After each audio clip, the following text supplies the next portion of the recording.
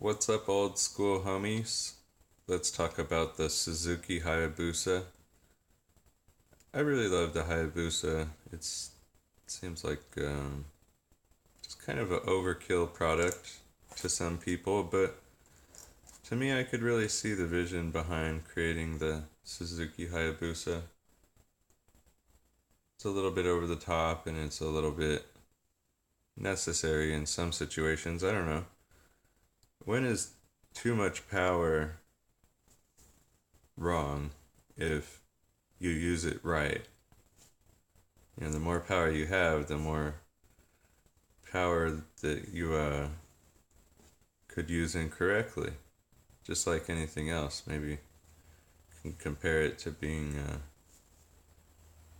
a leader of a company. The CEO of a company is powerful, but if he does something wrong, the whole company could crash. Same with the really fast motorcycle. So, I think the Hayabusa is kind of the top mark. Well, it used to be. It used to be kind of the top mark for the fastest motorcycle. And I believe Kawasaki has it right now with the ZX14R. Other people are writing blogs and vlogs and talking about it, and it seems like, yeah, they have the mark right now, but the new Hayabusa hasn't come out and they haven't really made too many changes to it in a lot of years. And Suzuki also has another really important bike, the Gixxer GSXR, and it took them a lot of years and they finally came out with a new one.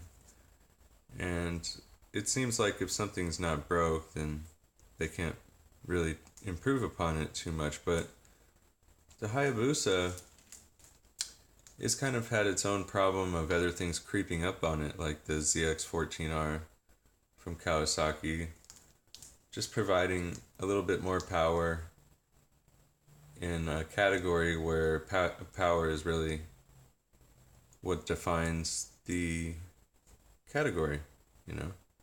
But does it really?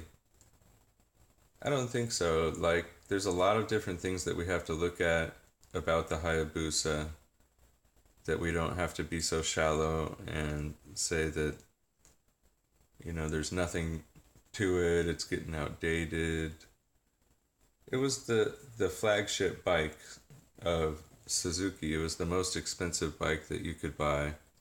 They put the biggest brakes on it, put the biggest motor on it, did the most aerodynamic testing to it.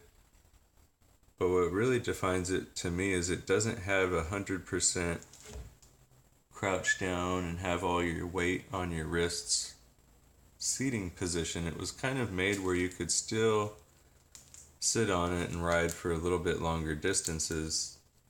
Not that I've ever rode one, but of course we've all dreamed. And maybe the day will come when I get my own. But yeah, we've all been dreaming of what's the next one gonna look like. And as all these other street bikes kind of pick up all the features that the old Hayabusa had and add them to all the super bikes, you've kind of taken the category away.